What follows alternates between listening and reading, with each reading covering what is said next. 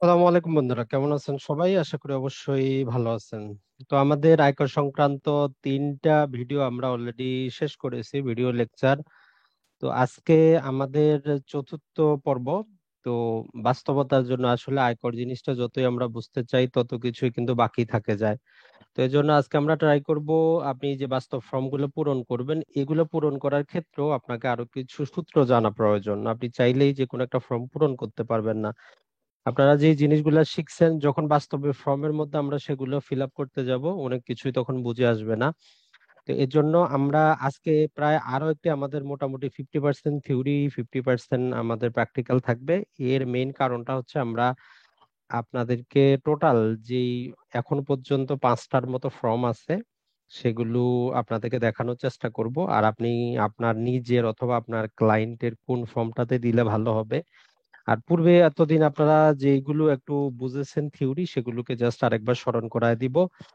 আর আপনি যে কাজটা করতে পারেন, আজকের যে নোটটা থাকবে এটাকে অবশ্যই প্রিন্ট করে আপনার চেম্বারে রাখতে পারেন, অথবা আপনি যদি চান এখন ক্লাস চলাকালীন সময়ে এটাকে লিখেও রাখতে পারেন, কারণ এই সূত্রগুলো আপনার কাজে আসবে। যত বছর যাবে শুধু হয়তো সেখানে 10%-এর জায়গায় 20%, 15 জায়গায় 10, এইগুলোই চেঞ্জ হবে। মূল যে এই জিনিসটা সেটা কিন্তু একই থাকবে। তাই আপনার ক্লাস চলাকালীন যদি আপনাদের কোনো কিছু জানার থাকে, আমি পারমিশন দিয়ে রাখতেছি। আপনারা বলতে পারেন, কারণ যেহেতু এটা একসাথে বুঝার কিন্তু না, প্রতিটা আপনাকে ছোট ছোট করে ভাঙে ভাঙে স্টেপ বাই স্টেপে কিন্তু বুঝতে হবে। তো যাক, তাহলে আমরা আমাদের আজকের ক্লাসটা শুরু করতে পারি। তো আজকের ক্লাসে শুরু করতে আমরা মোটামুটি এর আগের যেটা ছিল সেটার মধ্যে আমরা যেটি দেখেছি যে আমাদেরকে ওয়েবসাইটটা দেখানো হয়েছে, আয়কর সংক্রান্ত যত কিছু, আপনি আয়কর নির্দেশিকা, আয়কর আইন, যা কিছু আপনি পাবেন সবকিছু এই যে এনবিআর এর ওয়েবসাইটে পাবেন। আপনি এই ওয়েবসাইট থেকে আপনি এখান থেকে সবকিছু ডাউনলোড করতে পারবেন। অলরেডি আমরা আমাদের প্রথম ক্লাসে কিন্তু আপনাদেরকে দেখিয়েছি কিভাবে ডাউনলোড করতে হয়। তারপরে আপনি যদি দেশে থাকেন বা দেশের বাইরে যেখানেই থাকেন, এত বড় ওয়েবসাইট যদি আপনার মনে নাও থাকে, জাস্ট এনবিআরবিডি এই শব্দটা টাইপ করবেন গুগলে গিয়ে, আপনার জন্য ন্যাশনাল বোর্ড অফ রেভিনিউর যে ওয়েবসাইট এটা খুলে যাবে। এখান থেকে আপনার আয়কর সংক্রান্ত যা কিছু প্রয়োজন আপনি সবকিছুই পাবেন। তো প্রথমে আমরা যে ফর্মগুলার কথা বলতেছি, এখানে আপনারা এই ফর্মগুলো এখানে পাবেন। এখান থেকে ইনকাম ট্যাক্সে যাবেন, যাওয়ার পর আপনার যেটা প্রয়োজন হবে সেটা ডাউনলোড করে প্রিন্ট করে আপনি রাখবেন। তাহলে আপনি যখন আমরা বাস্তবে দেখাবো, তো অ্যাটলিস্ট আপনি নিজে এক কপি করে আপনি পূরণ করতে পারবেন। জাস্ট যে কোনো ফটোকপি দোকান থেকে আপনি যদি সেটা ডাউনলোড করে প্রিন্ট করে নেন, সবচেয়ে আপনার জন্য ভালো হবে। আর আয়কর নির্দেশিকাগুলো এখানে কিন্তু দেওয়া আছে, আপনি পিডিএফ হিসেবে দেখতে পারেন। তো যাক, এটা আমরা এখানে রাখি, আমরা আসি আমাদের যে থিওরিগত বিষয় যেগুলো আছে সেগুলোর ব্যাপারে। তো এই রকম যে ফর্ম গুলা আছে এগুলো যখন আপনি পূরণ করতে যাবেন, জাস্ট একটা উদাহরণ দিলে আপনারা বুঝবেন যে কেন আমরা আবার থিওরিতে যাচ্ছি। দেখেন এখানে 2 নম্বরে বলা আছে রিটার্নটি 82 বি ধারায় দাখিল করা হয়েছে কিনা। এখন এই 82 বি ধারায় কি আছে আমরা যদি না জানি, আমাদেরকে কিন্তু আবার থিওরি ক্লাসে ফিরে যেতে হবে যে 82 বি ধারায় আবার কি আছে। একই রকম ভাবে আমরা আপনাদেরকে যে চিত্রটা দেখিয়েছি যে আবাসিক মর্যাদা, তো এটা আপনারা অলরেডি, জাস্ট আমি একটু,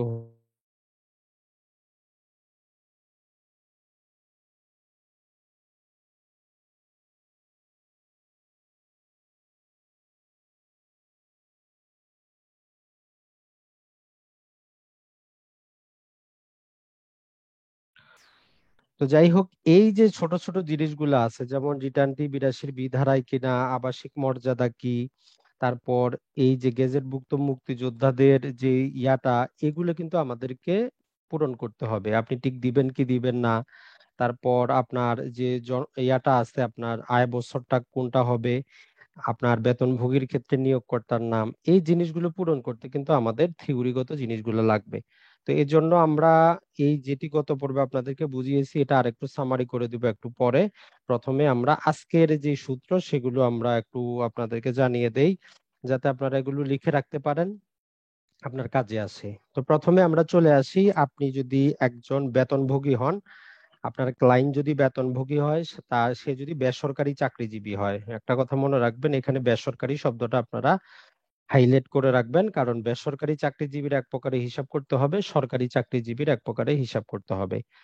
তো এর মধ্যে আপনি সবকিছুকেই প্রথমে ধরে নেবেন যে সবকিছু করযোগ্য, তার যত ইনকাম আছে সব করযোগ্য, এইগুলা বাদ দিয়ে। এখন কোনটা বাদ দিয়ে জাস্ট সেটাকে একটু সাইড নোট করে রাখবেন, যে তার বেতনের মধ্যে যে বাড়ি ভাড়া যেটা আছে সেটার মধ্যে 50% সে ডিসকাউন্ট পেতে পারে, অর্থাৎ 50% টাকা তার আয়করের বাইরে থাকবে। তো এর মধ্যে বের করার তিনটা সূত্র, তিনটা শর্ত দেওয়া আছে, যে মূল বেতনে 50% হতে পারে, অথবা প্রতি মাসে 25,000 টাকা হতে পারে, অথবা বলা হচ্ছে দুটির মধ্যে যেটি কম। অর্থাৎ একজন ব্যক্তির যদি 60,000 টাকা যদি মাসিক বেতন হয়, তাহলে তার 50% করলে আমরা 30,000 টাকা পাবো, 30K।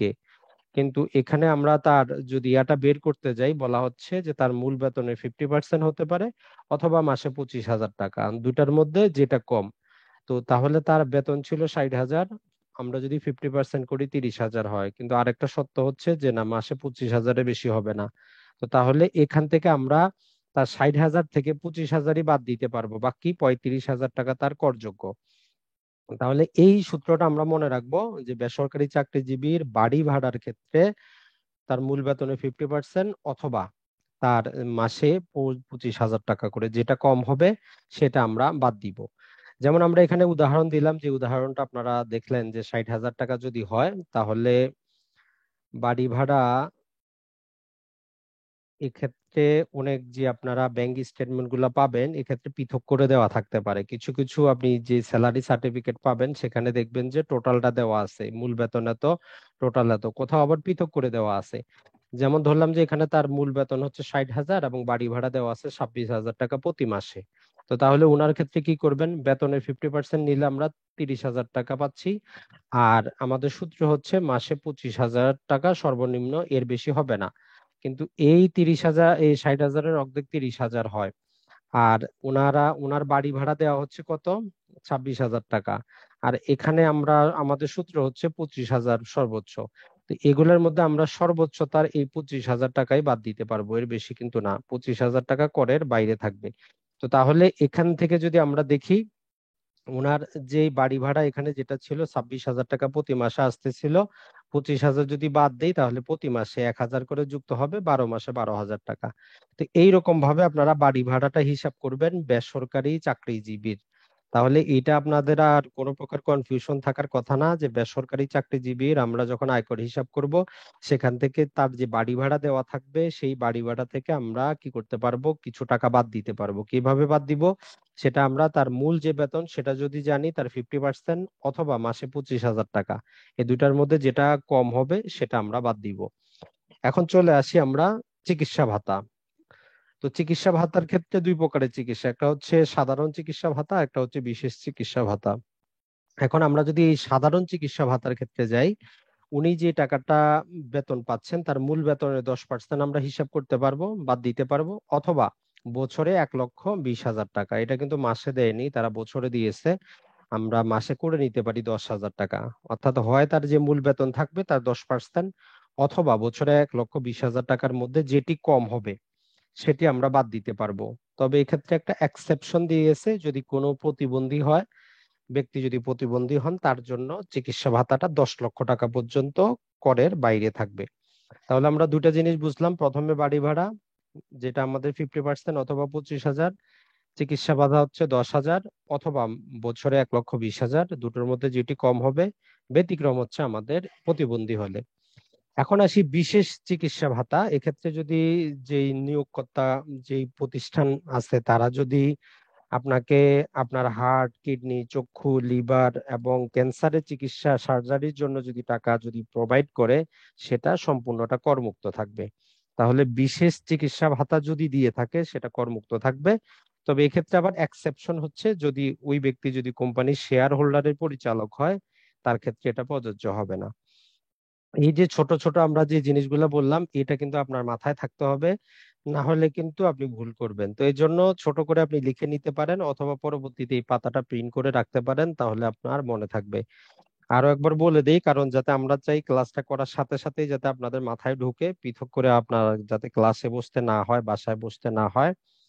তাহলে আমরা যখন বেসরকারি চাকরিজীবীর হিসাব করব, বাড়ি ভাড়া আমরা মাসে 25,000 টাকা, অথবা তার বেতনের 50% যেটা কম সেটা আমরা বাদ দিব। তারপরে আমরা যেটা করব, চিকিৎসা ভাতা মূল বেতন 10% অথবা বছরে 1,20,000 টাকা, দুটার মধ্যে যেটা কম হবে আমরা সেটা বাদ দিব। আর যদি প্রতিবন্ধী হয়, এক্সেপশন হিসেবে ওনার জন্য 10 লাখ টাকা পর্যন্ত যাবে। বিশেষ চিকিৎসা ভাতা যদি আপনার কোম্পানি হার্ট, কিডনি, চক্ষু, লিভার, ক্যান্সারের সার্জারির জন্য টাকা প্রোভাইড করে, এটা সম্পূর্ণ করের বাইরে থাকবে। তবে কোম্পানির শেয়ার হোল্ডার হলে এটা ব্যতিক্রম, সে এই সুবিধা পাবে না। তো এখন চলে আসি যাতায়াত।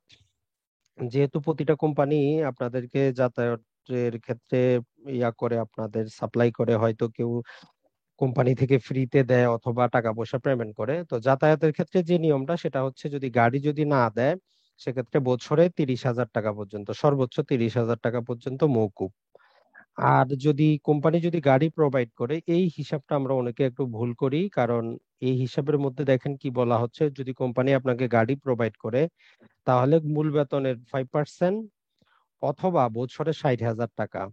তো এই পর্যন্ত ঠিক আছে, কিন্তু তৃতীয় সত্যজিও বলতেছে এগুলোর মধ্যে যেটা বেশি হবে সেটা করযোগ্য, অর্থাৎ সর্বোচ্চ 60,000 টাকা পর্যন্ত আমরা এখান থেকে বাদ দিতে পারবো, এর বেশিটা আমাদের করযোগ্য হবে।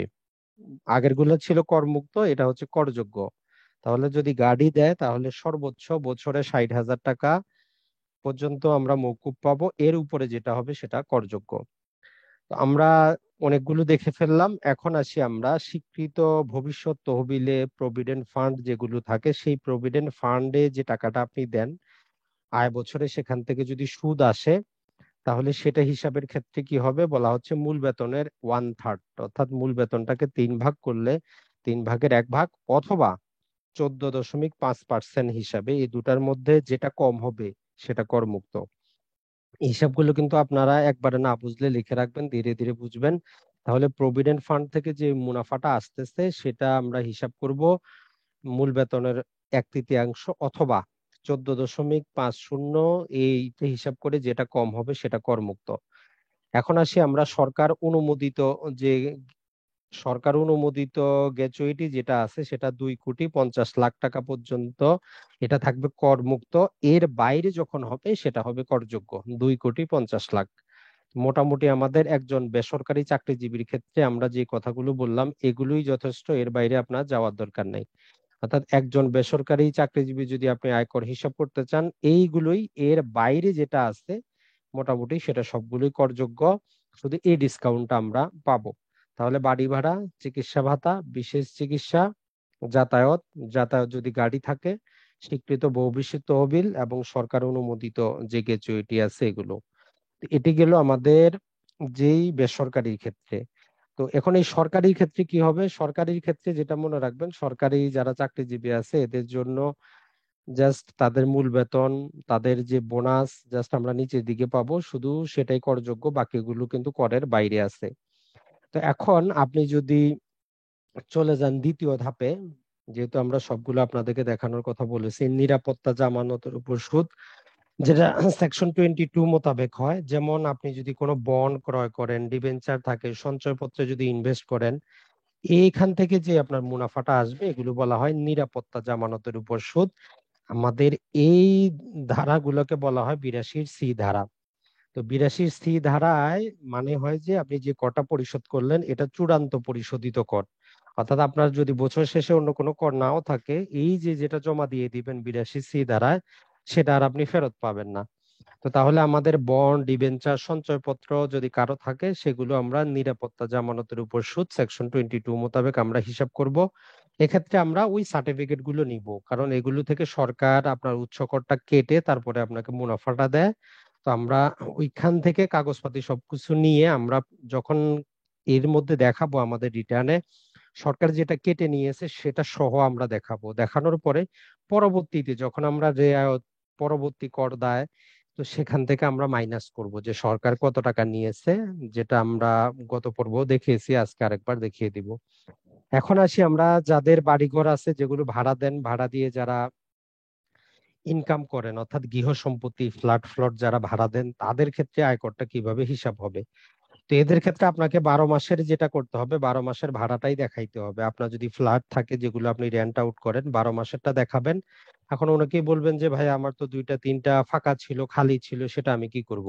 তো প্রথমে আপনাকে 12 মাসেরটা দেখাইতে হবে, পরবর্তীতে আপনি কত মাস খালি ছিল সেটা আপনি মাইনাস করতে পারবেন। তাহলে প্রথমে 12 মাসেরটা হিসাব করব, পরে কত মাস খালি ছিল সেটাকে আমরা জাস্ট একটু মাইনাস করে দিব। এর জন্য ফর্মের মধ্যে নির্দিষ্ট জায়গা আছে। তারপরে যেটা হচ্ছে আপনার যে বাড়িটা মেরামত বাবদ, আপনি যদি আবাসিক কাজে যদি বাড়িটা দেন তাহলে 25% আপনি বাদ দিতে পারবেন। অর্থাৎ আপনার যদি 1 লক্ষ টাকা ইনকাম হয়, 25,000 টাকা আপনি বাদ দিতে পারবেন। এই 25,000 টাকার জন্য কোনো ডকুমেন্ট আপনার দেখানোর প্রয়োজন নাই।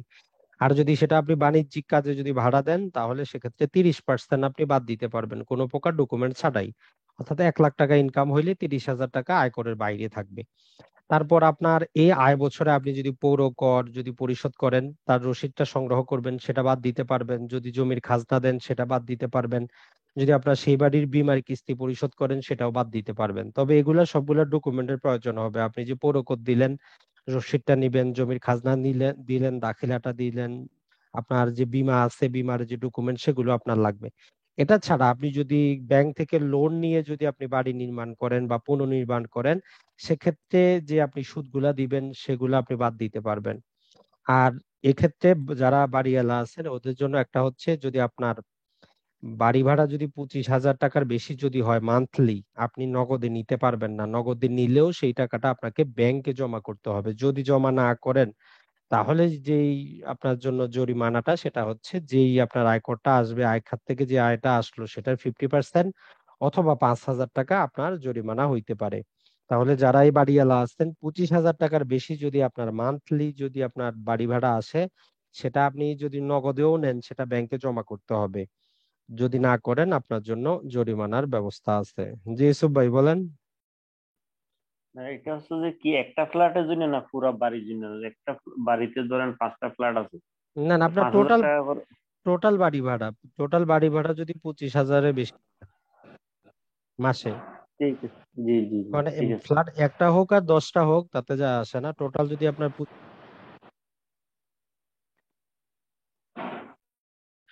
তো আমরা এখন তাহলে দেখলাম যে যারা বাড়ি ভাড়া দেন তাদেরটা আপনি 12 মাসে হিসাব করবেন যে তার কত টাকা ভাড়া আসতেছে। যদি 2-3 মাস 4 মাস কোনো বাড়ি ভাড়াও নাও হইতে পারে, খালি থাকতে পারে, ওইটা আমরা আলাদা করে বাদ দিব। আর আপনার বাড়িটা যদি আবাসিক কাজে আপনি ভাড়া দেন 25% বাদ দিতে পারবেন, বাণিজ্যিক কাজে যদি ভাড়া দেন 30% বাদ দিতে পারেন। আর আয় বছরে যদি আপনি কোনো পৌর কর, জমির খাজনা, বীমার কিস্তি যদি পরিশোধ করেন সেগুলা রসিদ সংগ্রহ করবেন, সেগুলো বাদ দিতে পারবেন। আর যদি আপনি বাড়িটা যদি বন্ধকি টাকা পয়সা নিয়ে ব্যাংক থেকে নিয়ে করেন তাহলে যে সুদটা আসবে সেটাও বাদ দিতে পারবেন।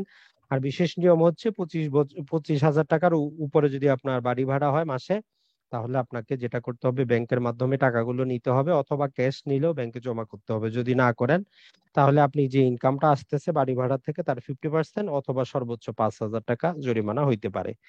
এখন আসি আমরা গ্রাম বাংলার যে আমাদের কৃষি খাত, এই কৃষি খাতের ক্ষেত্রে আমরা সেকশন 26-এ দেখবো এই সংক্রান্ত আলোচনা করা আছে।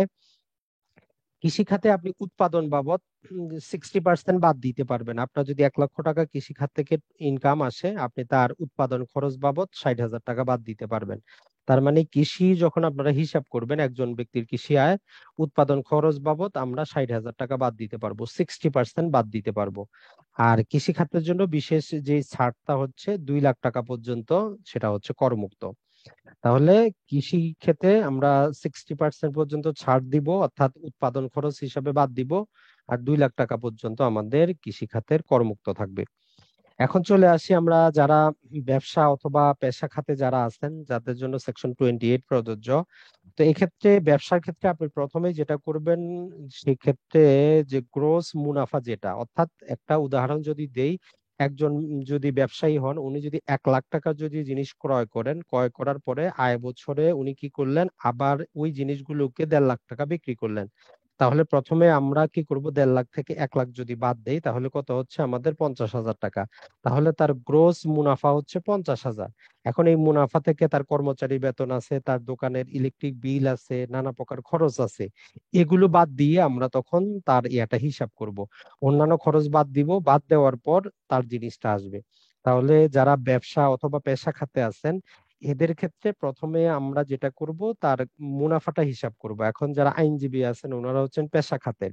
এখন নির্ভর করে আপনি যদি রেন্ট আউটে যদি আপনার চেম্বার থাকে তাহলে এই আয় বছরে আপনি কত টাকা ইনকাম করলেন, সেখানে কত টাকা ভাড়া দিলেন, বিদ্যুৎ খরচ কত টাকা দিলেন, যদি কোনো পিয়ন থাকে তার খরচ কত দিলেন, সেটা আপনি বাদ দিতে পারবেন।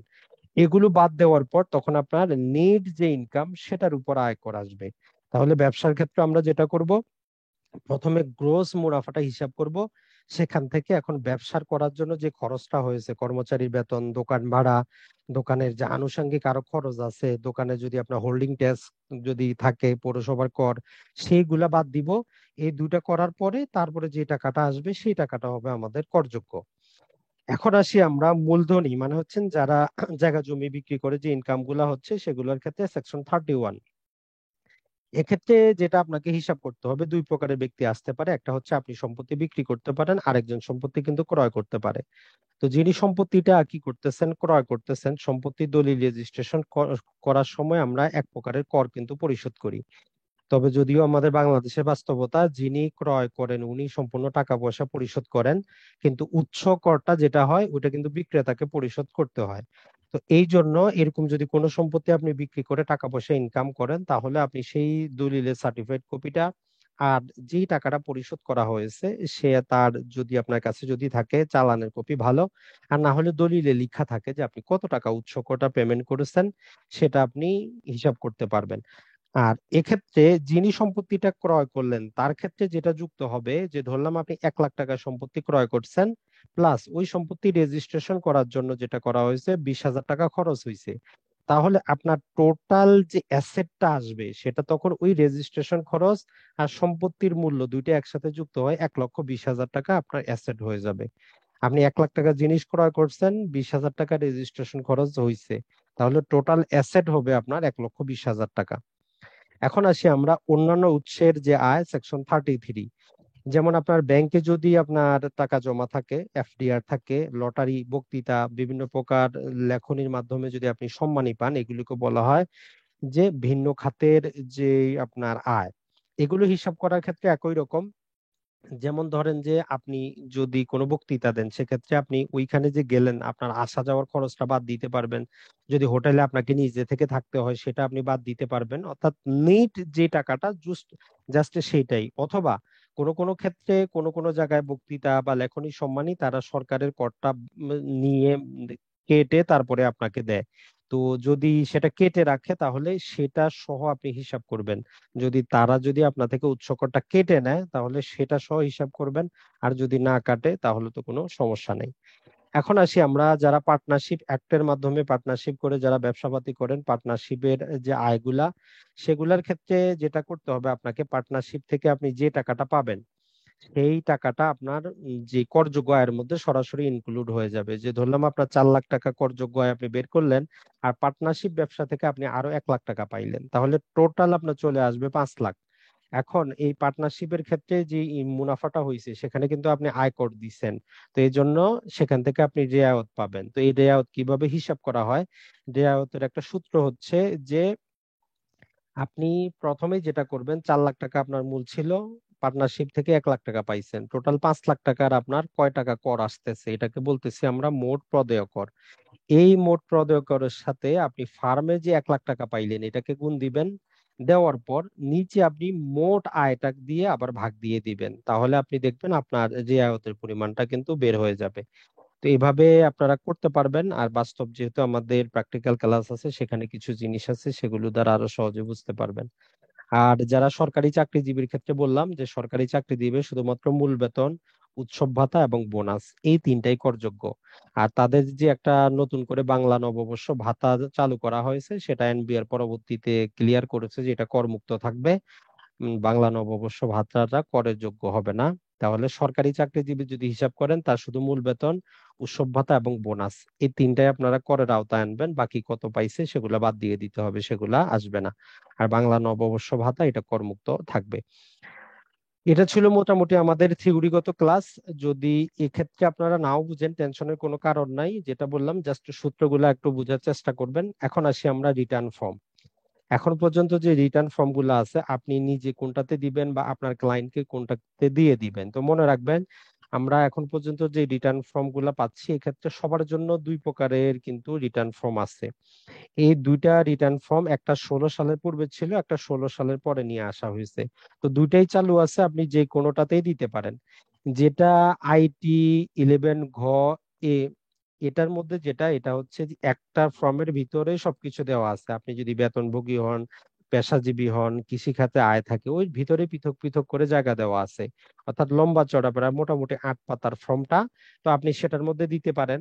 অথবা 2016 সালে তারা যেটা বললো যে একজন ব্যক্তি তো হয়তো শুধু পেশাজীবী হইতে পারে, তার কৃষি ইনকাম নাও থাকতে পারে, তো এত বেশি কিছু আমরা না দেই। তারা আইটি ঘর 2016-এ যেটা করেছে, 4 পাতার মেইন ফর্ম নিয়ে আসে, আপনাকে বলতেছে পেশাজীবী হইলে 1 পাতার যুক্ত করেন, আপনার কৃষি আয় থাকলে 1 পাতা যুক্ত করেন, অর্থাৎ শুধু পাতা যুক্ত হইতে থাকবে। আর পূর্বে যেটা ছিল যে টোটালি আপনাকে 7 বা 8 পাতার হইতো। তো এই জন্য 2016 সালে তারা মূল ফর্মটা হচ্ছে মাত্র 4 পাতার। এই 4 পাতার মধ্যে 1 পাতা আপনার নাম ঠিকানা থাকে, 1 পাতা প্রাপ্তি স্বীকার, 1 পাতা হচ্ছে যে আপনি কোন খাতে কত টাকা আয় করলেন, এই জিনিসগুলাই দেওয়া আছে। তো এই জন্য আমার হিসাবে সবচেয়ে বেস্ট হচ্ছে আপনারা যদি 2016 সালের পরেরটা দেন, সেক্ষেত্রে জাস্ট ওই 4 পাতা প্রথমে আপনারা নিজেরাই পূরণ করতে পারবেন, পরে জাস্ট জিজ্ঞেস করতে হবে যে আপনার কোন খাতে আয় আছে, তাহলে কিন্তু হয়ে যাবে। আর যেটা আমাদের 1 পাতা রিটার্ন ফর্ম, যেটা 2020 সালে জারি করা হয়েছে, এটা জাস্ট বলবো আমরা যারা একদম প্রান্তিক লেভেল আছেন, যাদের ইনকামটা 4 লাখ টাকা গত পর্বে আমরা দেখেছি 4 লাখ বা এর কম, তাদের জন্য। তবে এটাতে না দেওয়াটাই ভালো, কারণ যেটা হচ্ছে পরবর্তীতে আপনার ইনকাম থাকতেও পারে, তো এটাতে যদি আপনার একটু ইনকাম যদি থাকে, এক্ষেত্রে এটা না দেওয়াই ভালো। আর দুইটা ফর্ম আছে, একটা হচ্ছে যারা বেতনভোগী, তাদের জন্য একটা ছোট্ট ফর্ম আছে, আপনারা চাইলে সেটা ব্যবহার করতে পারেন। অথবা যারা ব্যবসা এবং পেশা খাতে আয় আছে, যাদের আয়টা 3 লাখের বেশি না, এদের জন্য একটা পৃথক ফর্ম আছে। তাহলে আমরা টোটাল দেখলাম এই জায়গায় 5 প্রকারের ফর্ম। তো আপনি যদি বেতনভোগীর জন্য পৃথক ব্যবহার করতে চান, উমোটা ব্যবহার করতে পারেন। অথবা ব্যবসা ও পেশা খাতের জন্য 3 লাখটা ব্যবহার করতে পারেন। তবে এত কিছু না করে আমার হিসাবে আপনি যদি উপরেরটা, যেটা 2016 সালে জারি করা হয়েছে, একটা ফর্মের উপরেই দক্ষতা রাখেন, তাহলেই যথেষ্ট। এত কিছু আপনার মনে রাখার দরকার নাই।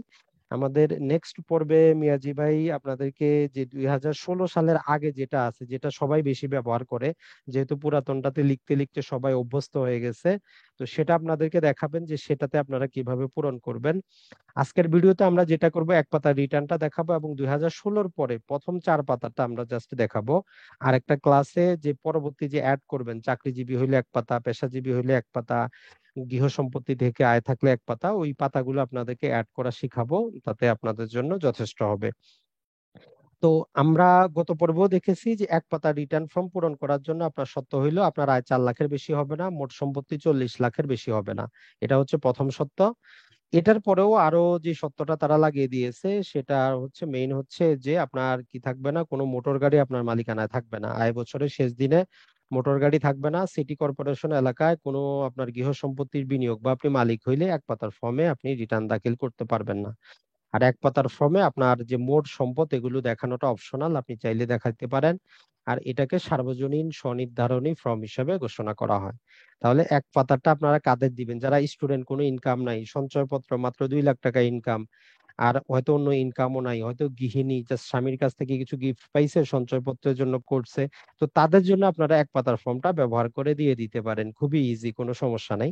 কিন্তু যার অ্যাসেট আছে, যার বিভিন্ন প্রকার সম্পত্তি আছে, আয় না থাকলেও 1 পাতাটা ব্যবহার না করাই ভালো তাদের জন্য। এটা ব্যবহার করাটাই হচ্ছে আপনাদের জন্য বেস্ট। আইটি ঘ 2016, এটার মধ্যে তার যাবতীয় বিস্তারিত কিছু দেওয়া থাকবে, পরবর্তী তার আয়কর হিসাবে আপনার সমস্যা হবে না। তো এখন আমরা আসি, আয়কর রিটার্ন জমা না করলে আইনের সেকশন গুলো একটু মনে রাখবেন। 124 ধারা মোতাবেক জরিমানা হইতে পারে, 73 ধারা মোতাবেক 50% সরল সুদ হইতে পারে, 73-এর এ ধারা মোতাবেক বিলম্ব সুদ আপনার জন্য আরোপিত হইতে পারে। এই তিনটা জাস্ট আমরা একটু সেকশন গুলো মনে রাখবো। আর ইংলিশ আইনটা তো আপনারা একবার অবশ্যই পড়ে দেখবেন। তো রিটার্ন সাধারণ পদ্ধতি আমরা যেটা বললাম, গত পর্বে বলেছিলেন যে ভাই সাধারণ পদ্ধতিতে কি? সাধারণ পদ্ধতির কথা হচ্ছে আপনি আপনার আয় ব্যয়টা হিসাব করে জমা দিলেন, কত টাকা কর হইলো আপনি বের করলেন না, অথবা সেটা জমাও দিলেন না, জাস্ট তাদের কাছে সাবমিট করলেন যে এটা আমার আয়, এটা হচ্ছে ব্যয়, এই হচ্ছে আমার সম্পদ। তো তারা যেটা করবে, আপনার এই ফর্মটা যাচাই বাছাই করে তারাই আপনাকে ঠিক করে দিবে যে আপনি এত টাকা পেমেন্ট করে নিয়ে আসেন। আর সার্বজনীন, যেটা সার্বজনীনের মধ্যে আপনি নিজেই নিজের আয়করটা হিসাব করেন, নিজেই সেটা আপনি কতটা আয়কর আসলো সেটা ব্যাংক ড্রাফট করে দেন, সে সবকিছু করেন, আপনার টিন সার্টিফিকেট থাকতে হয়। তো এই জন্য সার্বজনীন দাখিল করতে আপনার টিন সার্টিফিকেট থাকতে হবে, এটা ছাড়া আপনি পারবেন না। নিজেই নিজের সবকিছু হিসাব করবেন, এটা ব্যাংকে কত টাকা আয়কর আসলো সেটা জমা করবেন, এবং এটা আপনাকে 30শে নভেম্বর অর্থাৎ আয়কর দিবসের মধ্যেই করতে হবে, অথবা আপনি যদি সময় নেন সেই সময়ের মধ্যে দাখিল করতে হবে। এই সময়ের পরে আপনি সার্বজনীন দাখিল করলেও সেটা সার্বজনীন হবে না, সেটা সাধারণ পদ্ধতি হিসাবে তারা নিবে, এবং তারা আপনার আবার অ্যাসেট হিসাব করে দেখবে যে আসলে আপনার আয়করটা ঠিক আছে কিনা। তাহলে সার্বজনীনের জন্য আমরা আয়কর দিবসের মধ্যেই অর্থাৎ 30শে নভেম্বরের মধ্যে দাখিল করতে হবে। টিন সার্টিফিকেটটা আপনার লাগবে, নিজের আয়কর নিজে হিসাব করবেন, যত টাকা হইলো ব্যাংকে জমা করবে, জমা করে তার ডকুমেন্ট সহ আপনাকে জমা করতে হবে। আর আপনি যদি প্রথমবার যদি ক্লায়েন্টের করেন সেক্ষেত্রে তার 1 কপি পাসপোর্ট সাইজের ছবি অ্যাটাচ করতে হবে। আর প্রতি 5 বছর পর পর সব করদাতার নতুন করে ছবি দিতে হবে। আর কাগজপত্র আপনার কি লাগবে, কথা হচ্ছে আপনি যেই সকল খাতে থেকে আয় করেছেন তার ডকুমেন্ট লাগবে। আর যদি বেতন খাতে হন আপনার নিয়োগকর্তা কর্তৃক ওই যে 365 দিনের কত টাকা বেতন পাইলো সেটা নিবেন, ব্যাংকে যদি ডিপোজিট থাকে ব্যাংক থেকে হিসাব নিবেন, সঞ্চয়পত্র থেকে নিবেন, আপনি যদি জমি বিক্রি করেন দলিলের সার্টিফাইড কপিটা নিবেন। এক কথা হচ্ছে যেই সেক্টর থেকে আপনি ইনকাম করছেন, যেই সেক্টরে আপনি বিনিয়োগ করছেন, যেই সেক্টর থেকে আপনি রেয়াত দাবি করতেছেন, টোটালটার আপনার ডকুমেন্ট আপনার চাইতে হবে। এটা আপনাকে সংগ্রহ করতে হবে, কেউ সংগ্রহ করে দিবে না। যেমন আপনি সঞ্চয়পত্রে ইনভেস্ট করছেন, আপনি রেয়াত চাচ্ছেন, তো ডকুমেন্ট আপনাকে সঞ্চয় অধিদপ্তর থেকে, সঞ্চয় ব্যুরো থেকে আপনাকে নিতে হবে। আর যদি আপনি কোনো কোম্পানির আন্ডারে কোথাও কাজ করেন তার বিনিয়োগ যে কর্তা আছে তার কাছ থেকে ডকুমেন্ট গুলো আপনাকেই নিতে হবে। আর আমরা যেটা বললাম জীবনযাত্রার ব্যয়টা আপনার যদি 4 লাখ টাকার বেশি যদি ব্যয় না হয় বছরে, আপনাকে জীবনযাত্রার যে ব্যয় সেটা আপনাকে দেখাতে হবে না, যদি এসে তার একটু কন্ডিশন আছে। আর 3 প্রকারের কর আছে, একটা হচ্ছে অগ্রিম কর, একটা হচ্ছে উৎসে পরিশোধিত কর, একটা হচ্ছে প্রত্যর্পণযোগ্য কর। এই তিনটা আপনি বাদ দিতে পারবেন। কখন বাদ দিবেন? এই তিনটা বাদ দিব আমরা যখন আমাদের রেয়ায়ত পরের কর যেটা আসবে তারপরে বাদ দিব। এগুলোর জন্য আপনার কাগজপাতি লাগবে, আপনি মুখে বললে হবে না, আপনাকে ডকুমেন্ট শো করাইতে হবে যে আমি এত তারিখে এই টাকাটা পরিশোধ করছি, তখনই আপনি রেয়ায়তটা পাবেন। তো এখন আসি আমরা আরো, যেটা হচ্ছে যে আয়কর রিটার্ন কারা জমা দিবেন এই সংক্রান্ত প্রথম ক্লাসে যদিও আমরা বলেছি, তারপরও কিছু কনফিউশন ছিল। 2 প্রকার ব্যক্তি জমা দিবেন, 2 শ্রেণীতে বিভক্ত, একটা হচ্ছে যাদের করযোগ্য আয় আছে, আর একটা হচ্ছে যাদের করযোগ্য আয় থাক বা না থাক আপনি দিতে বাধ্য, আপনার ইনকাম হোক বা না হোক আপনি রিটার্ন জমা দিতে বাধ্য। তো যাদের করযোগ্য আয় আছে এরা আমরা 4টা শ্রেণীতে এখন পর্যন্ত বিভক্ত দেখতেছি, যে কার করযোগ্য আয়। এখন একজন ব্যক্তি যদি পুরুষ হয়, তার যদি 3 লাখ টাকার বেশি যদি ইনকাম থাকে তাহলে সেটা হচ্ছে করযোগ্য, তাহলে তাকে রিটার্নটা দাখিল করতে হবে। এটা ছাড়া তৃতীয় লিঙ্গ, মহিলা এবং 65 বছরের ঊর্ধ্বে যদি মানুষ হয় তাদের জন্য 3.5 লাখ টাকার বেশি যদি তার আয় হয় সে আয়কর রিটার্ন দিতে বাধ্য। এটা ছাড়া যুদ্ধাহত মুক্তিযোদ্ধা যারা আছে তার যদি ইনকামটা 4,75,000 টাকার বেশি হয় তাহলে সে রিটার্ন দিতে বাধ্য, আর প্রতিবন্ধী হলে 4,50,000 টাকা। অনেকের হয়তো এই যে অ্যামাউন্টটা শুনে মনে আসতেছে করমুক্ত সীমা, মনে রাখবেন 3 লাখ পর্যন্ত করমুক্ত, 3 লাখের বেশি হইলেই করযুক্ত।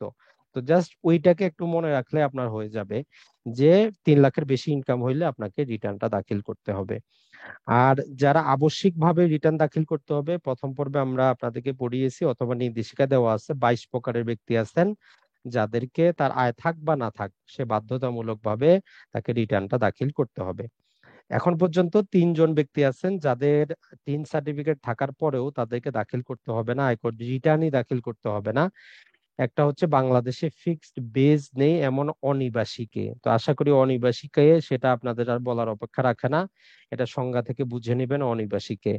তারপর হচ্ছে কেউ যদি জমি বিক্রি করার জন্য টিন সার্টিফিকেট করে এবং তার যদি করযোগ্য যদি আয় না থাকে তাহলে তাকে দাখিল করতে হবে না। তো অনেকেই বললেন যে ভাই আমি জমি বিক্রি করব, তারা জানবে কিভাবে? কথা হচ্ছে আপনি জমি বিক্রি করার সময় কিন্তু সরকারকে ট্যাক্সটা দিয়েই দিয়েছেন, অগ্রিম কর হিসাবে দিয়েই দিয়েছেন। তো এজন্য এনবিআর কিন্তু প্রতিটা ফাইল কিন্তু অডিট করে না, তারা জাস্ট 10 থেকে 15% তারা লটারির মাধ্যমে চয়েস করে, সেগুলাই তারা করে। ভবিষ্যতে হয়তো কোনো একদিন এই নিয়মটাও তারা বাদ দিবে। তবে এখন পর্যন্ত আপনি জমি বিক্রি করার জন্য যদি টিন করেন, যদি আপনার কাছে নোটিশও আসে, আপনি জাস্ট যদি দলিলটা সাবমিট করেন যে আমি এই সম্পত্তিটা বিক্রি করছি, তাহলে যথেষ্ট, আপনার টেনশন নেওয়ার কোনো কারণ নাই। আরেকটা হচ্ছে ক্রেডিট কার্ড করার জন্য যদি টিন করেন, যদিও এটা হচ্ছে হাস্যকর একটা জিনিস, কারণ আমরা জানি আপনার মাসিক বেতন 25,000 টাকার কম হইলে কোনো ক্রেডিট কার্ড কোনো ব্যাংক দেয় না। তো মাসে যদি 25,000 টাকা কামান, আপনি হিসাব করে দেখেন বছরে কত হবে। এখন তারা বলতেছে ক্রেডিট কার্ডের জন্য যদি আপনি টিন করেন, আপনার যদি করযোগ্য আয় না থাকে। এখন এনবিআর কে কে বুঝাবে যে ক্রেডিট কার্ড দেয় যাদের মাসিক বেতন 25,000 বা এবারে যে ব্যবসার বেতন 25,000-এর বেশি মান্থলি ইনকাম, তাদেরকেই দেয়। কিন্তু তারা বলতেছে আপনি যদি ক্রেডিট কার্ড করার জন্য যদি টিন করেন আর করযোগ্য আয় না থাকলে আপনাকে রিটার্ন দাখিল করতে হবে না। তো এটা ছিল মোটামুটি আমাদের বেসিক গত কিছু বিষয়। আর আইনের গত কিছু সেকশন আপনারা মনে রাখবেন, যেটা আমরা ফর্মের মধ্যে পাবো। এই যে 82-র বি ধারা আমরা যেটা আপনাদেরকে দেখাইলাম ফর্মের মধ্যে, এটা হচ্ছে আপনি সাধারণ পদ্ধতিতে দিচ্ছেন না আপনি যে সার্বজনীন স্বনির্ধারণ পদ্ধতিতে দিচ্ছেন, ওইটাই ফর্মের মধ্যে জিজ্ঞাসা করা হয়। আপনি যদি ভুল সংশোধনী দাখিল করেন, আপনারটা অডিটের জন্য যদি নির্বাচিত না হয়, তাহলে 180 দিন, 6 মাসের মধ্যে আপনি আপনি ভুল সংশোধনী দাখিল করতে পারবেন 82 বিবি এর যে 5 সেকশন মোতাবেক। এটা ছাড়া এই তো এখানে বললাম 180 দিনের মধ্যে, অথবা যদি আপনারটা অডিটের জন্য নির্বাচিত না হয় এর মধ্যেই আপনি ভুল সংশোধনী দিতে পারবেন। তারপরে যেটা হচ্ছে আমাদের এখানে যে 80-1 ধারা মোতাবেক পরিসম্পদ দায় বিবরণী আপনার দাখিল বাধ্যতামূলক কিনা এটা জিজ্ঞেস করা হয়। 82-বি মোতাবেক আপনার জীবনযাত্রার ব্যয় 4 লাখ টাকার বেশি কিনা, এগুলো ফর্মের মধ্যে কিন্তু সেকশন গুলো উল্লেখ করা আছে, তাই জাস্ট একটু আলাদা করে দিছি, যাতে এত বড় আইনটা তো আর আপনার 2 দিনে মুখস্থ করা সম্ভব না। এই সেকশন গুলো একটু হাইলাইট করে রাখবেন যে এগুলো এটাই বোঝাচ্ছে। এটা ছাড়া যে সেকশন 21 বেতন খাতের আয় বুঝায়, সেকশন 22 নিরাপত্তা জামানতের আয় বুঝায়, 24 গৃহ সম্পত্তির আয়, 26 কৃষি সম্পত্তির আয়। আপনার যদি কোনো কনফিউশন তৈরি হয়, কারণ এনবিআর যে নির্দেশিকা জারি করে এগুলোর মধ্যে 5% কিন্তু ভুল থাকে, তো এই জন্য তারা উপরে লিখে দেয় যদি এখানে ভুল থাকে আইনটা প্রাধান্য পাবে। অর্থাৎ তারা নিজেরা কোনো কিছু দায়িত্ব নিতে চায় না, ওই বইয়ে লেখা আছে যদি এখানে ভুল থাকে আইনে প্রাধান্য পাবে। তো এই জন্য আপনি তখন এই সেকশন গুলো একটু দেখতে হবে, যদি কৃষি খাতের আয় নিয়ে কোনো আপনার সমস্যার সৃষ্টি হয়, আপনি সেকশন 26টা একটু খুলে দেখবেন যে আসলে কি বলছে। ব্যবসা খাতের যদি হয় সেকশন 28টা খুলে দেখবেন, যদি মূলধনী আয় হয় সেকশন 31 খুলে দেখবেন যে সেখানে আসলে কি বলতে চাচ্ছে। তারপরে অন্যান্য উৎসের যে আয় সেকশন 33টা খুলে দেখবেন, কোনো যদি কনফিউশন তৈরি হয় সেটা আপনি যদি শুনানির জন্য যান, আপনি যদি সেকশনটা তুলে আয়কর কর্মকর্তাকে বলতে পারেন, উনি কিন্তু আপনার বিরুদ্ধে আর কোনো কথাই বলবে না। তো একই রকম ভাবে যদি কারো স্বামী বা স্ত্রী বা নাবালকের সম্পত্তি থেকে যদি আয় থাকে, তার জন্য সেকশন 43 সাবসেকশন 4। তো এই জাস্ট এইগুলো আমরা একটু লিখে রাখবো, মনে রাখবো। আর 82 ধারা বলে যে ন্যূনতম কর, মানে হচ্ছে যে আপনার 1,000 টাকা কর আসলে 1,000 টাকা দিতে পারবেন না, 3,000, 4,000 বা 5,000 দিতে হবে। তো এটা হচ্ছে আমাদের 82 ধারার ন্যূনতম কর। আপনি যদি বিনিয়োগ জনিত রেয়াত দাবি করতেছেন, এটা আপনি সেকশন 44 সাবসেকশন 4 এবং যে আপনার ক্লজ 5 আমাদেরকে দেখতে হবে যে তার বিনিয়োগ জনিত কর রেয়াত। একই রকম ভাবে যে কাদের রিটার্ন দাখিল করতে হবে সেকশন 75, সরল সুদ 73, বিলম্ব সুদ 73A, অগ্রিম কর 64, 68 এবং 68B, আর 124 হচ্ছে জরিমানা। মোটামুটি এই সেকশন গুলো যদি আপনি একটু আয়ত্ত করতে পারেন, ধীরে ধীরে কিন্তু আপনার মাথার মধ্যে টোটাল আয়করটাই কিন্তু ঘুরতে থাকবে। সরকার যা কিছু করে এর মধ্যেই কিন্তু চেঞ্জ করবে। গোটা আইনটা যদি আপনি নাও পড়েন, আশা করি আপনার জন্য সমস্যা হবে না, টেনশন হবে না। তো আশা করি এগুলোর মধ্যে যদি আপনাদের কনফিউশন থাকে আপনারা জানাবেন। আর যেই ফর্মটা জাস্ট আমরা আপনাদেরকে দেখাইতে চাইছি যে ফর্মটা পূরণ করার জন্য, এই ফর্মটা দেখেন, এটা 4 পাতার ফর্ম, এটার মধ্যে কোনো হিসাব নাই, জাস্ট ব্যক্তিগত তথ্যগুলা আপনারা কিভাবে পূরণ করবেন। তো প্রথমেই কথা হচ্ছে, এক্ষেত্রে আপনি আপনার একটা ছবি লাগবে, যদি প্রথমবার যদি আয়করদাতা হয় এখানে আপনি ছবিটা তার অ্যাড করবেন। আর এই ফর্মটা হচ্ছে 2016 সালের, এটা সবার জন্য। এই জন্য এখানে লেখা আছে, যদি এই ফর্মের সাথে যদি বেতনভোগী হয় একটা পাতা যুক্ত করে দিব, যদি গৃহ সম্পত্তির আয় থাকে আরেকটা পাতা যুক্ত করব, যদি ব্যবসা থাকে আরেকটা যুক্ত করব, যদি বিনিয়োগ জনিত রেয়ায়ত চাই আরো একটা যুক্ত করব, আর যদি না থাকে এক পাতা যুক্ত করলে আমাদের কিন্তু চলবে। অর্থাৎ 5 পাতার ফর্মে আপনি দাখিল করতে পারবেন।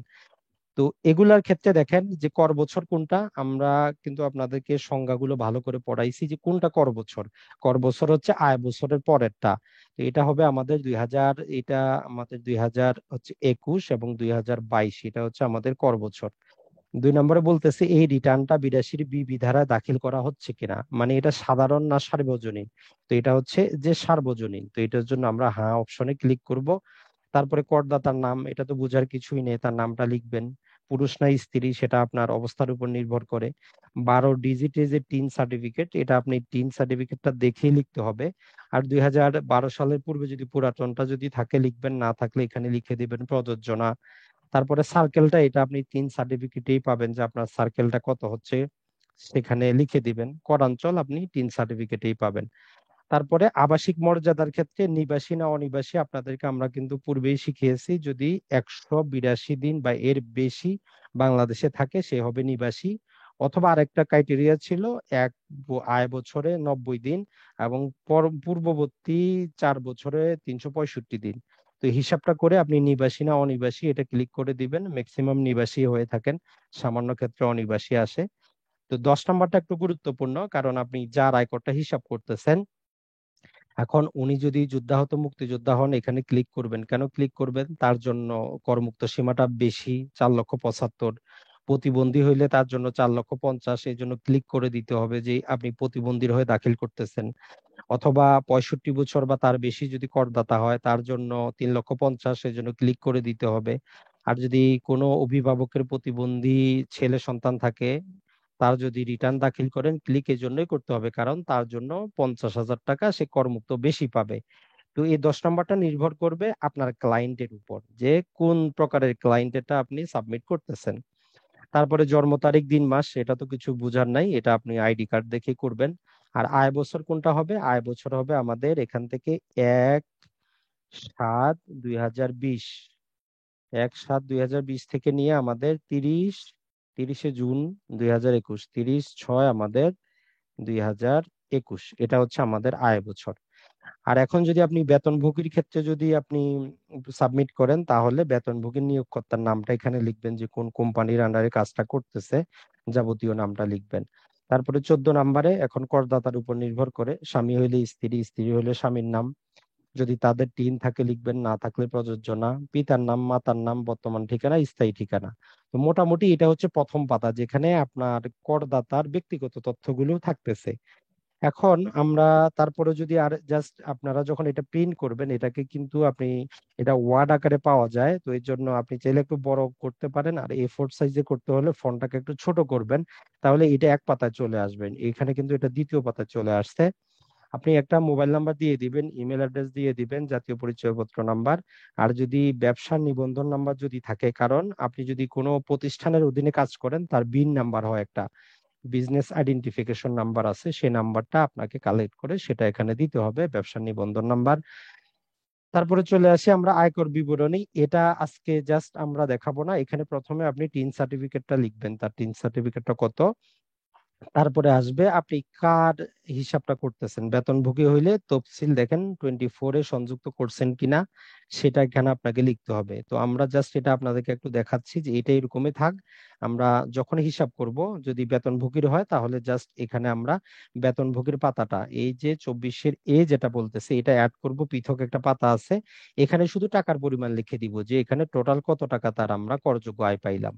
এরকম যদি নিরাপত্তা জামানত জনিত সুদ থাকে সেটা কত টাকা পাইলাম, কৃষি আয় কত টাকা পাইলাম, এগুলো এখান থেকে আমরা হিসাব করব নেক্সট ভিডিওতে। তারপরে এটার মধ্যে আমরা কর পরিগণনা এবং পরিশোধ বিবরণী পাবো, যেটা আমরা নেক্সট ভিডিওতে দেখাবো। আর এক্ষেত্রে এখানেও আবার প্রতি পাতায় আপনাকে টিন সার্টিফিকেটটার নাম্বারটা লিখে দিতে হবে। তো এগুলা লিখার পর দেখেন, এক্ষেত্রে আপনাকে বলা হচ্ছে আপনি প্রতিবন্ধী পিতা মাতা হয়ে থাকলে আপনি তার জন্য রেয়ায়ত দাবি করতেছেন কিনা, যদি হ্যাঁ হয় হ্যাঁ, না হইলে না। তো প্রতিবন্ধী থাকলে আপনি হ্যাঁ করবেন, না হইলে না দিবেন। তারপর বলা হচ্ছে যে দেখেন, আমরা যে আপনাকে 81-র এই ধারা পড়াইলাম, যে আপনার পরিসম্পদ এবং দায় বিবরণী আপনার দাখিল করতে আপনার বাধ্যবাধকতা আছে কিনা। আপনি কোথা থেকে জানবেন? 40 লাখের বেশি আয়, একের অধিক মোটর গাড়ি, আপনার যদি পৌরসভা অঞ্চলে 8,000 স্কোয়ার ফিটের বেশি যদি আপনার সম্পত্তি থাকে আপনার জন্য বাধ্যতামূলক, তখন আপনি এখানে হাতে দিতে হবে যে আপনার বাধ্যতামূলক রয়েছে, আপনি এটা অ্যাটাচ করতেছেন। তারপরে রিটার্নের সাথে আপনি কি কি যুক্ত করতেছেন, এগুলো এখান থেকে টিক করে দিব। সেটা আমাদের ক্লায়েন্টের উপর নির্ভর করবে যে আমরা কোন ক্লায়েন্টের জন্য কোনটা করতেছি। তারপর আমরা জীবনযাত্রার ব্যয়টা দিচ্ছি কিনা সেটা যদি দেই, এটা ক্লিক করে দিব। আর এক্ষেত্রে বাকি আর কিছুই না, নামটা এবং স্বাক্ষরটা এইটাই হচ্ছে আমাদের জন্য যথেষ্ট। আর এটা হচ্ছে প্রাপ্তি স্বীকার, মানে এটা আপনাকেই দিয়ে দেওয়া হবে, ওই জিনিসগুলো আবার পূরণ করব, যে 2021, 2022, 82 ধারায়, বাকিটা আমরা প্রথম পাতার মতোই 2টা পাতা। তার মানে আমরা ওভারঅল এই 4 পাতার যে ফর্মটা, এটা আমাদের একটা মূল থিম। এর সাথে জাস্ট আমরা একটা করে পাতা যুক্ত করব, যেটা আমরা নেক্সট ভিডিওতে দেখাবো, যে আপনি পেশাজীবীর জন্য হয় 1 পাতা হইলে আপনার ওইটা আপনি দাখিল করতে পারবেন। তো এটা ছিল মোটামুটি আমাদের আজকের ক্লাস। আর যেই জিনিসটা আমরা বলতে চাই, প্রথম ক্লাসে যারা হয়তো বুঝেন নাই বা যাদের মাথার উপর দিয়ে গেছে, অনেকে বলছেন যে ভাই প্রথমবার যেহেতু আমরা ক্লাসটাতে অংশ নিয়েছি অনেক কিছুই বুঝি নাই, 5 মিনিটে জাস্ট আরেকটু স্মরণ করে নেন জিনিসটা। আর এখানে একটা কনফিউশন আমরা দূর করে দিব। অনেকেই যে প্রশ্নটা করছেন সেটা হচ্ছে, আমরা জানি আমাদের 27টা খাতের যেই নির্দিষ্ট পরিমাণ টাকা হচ্ছে আমাদের করমুক্ত, এটা কিন্তু মনে রাখবেন, এটা আপনারা প্রথম ভিডিওতে আমরা বলেছি। এই করমুক্ত আয়টা আমাদেরকে আয়কর রিটার্নে পৃথক ভাবে দেখাইতে হবে, ওইটা আমরা মোট আয়ের মধ্যে কিন্তু দেখাইতে পারবো না। এটা একটু মনে রাখবেন। মোট আয়টা আমাদের কেন প্রয়োজন? মোট আয়ের থেকে আমরা কি করতে পারি, মোট আয়ের উপর ভিত্তি করে আমাদের সারচার্জ নির্ধারিত হয়, মোট আয়ের উপর ভিত্তি করে আমরা রেয়ায়ত নিতে পারি। এখন আয়কর নির্দেশিকা যেটা বলতেছে, এই যে 27টা খাতের থেকে যে আয়টা আসবে, এইটা যেটা করমুক্ত, এটা মোট আয় অন্তর্ভুক্ত করা যাবে না, এটাকে আমরা পৃথক একটা কলাম দিয়েছে যে করমুক্ত আয় কত।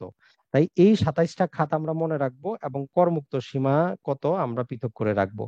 আর যেগুলো আমাদের করযোগ্য খাতের মোট আয়, এই করযোগ্য খাতের মোট আয় থেকে আমরা রেয়ায়ত পাবো, এখান থেকে আমাদের বাকি সবকিছু করতে হবে। তো জাস্ট আমরা আরেকটু 5 মিনিটে এই জিনিসটা আপনাদেরকে আরেকবার বলে দেই, তাহলে আপনাদের হয়তো মনে থাকবে, দিয়ে আমরা ক্লাসটা শেষ করব। তাহলে আয়কর আমরা কি বুঝতেছি, যে 365 দিনে, মানে হচ্ছে আয় বছরে, অর্থাৎ জুলাই মাসের 1 তারিখ থেকে নিয়ে জুন মাসের 30 তারিখ, এই 365 দিনে একজন ব্যক্তি টোটাল কত টাকা আয় করলো, সে কত টাকা মোট ব্যয় করলো, তার বিনিয়োগ কত, তার মোট সম্পত্তি কত, এই 4টা জিনিসই আমরা বের করব। এটাই হচ্ছে আমাদের আয়কর। এই জিনিসগুলা বের করে নির্দিষ্ট ফরম্যাটে আয়কর যেই কর্মকর্তার নিকট আমরা দাখিল করব।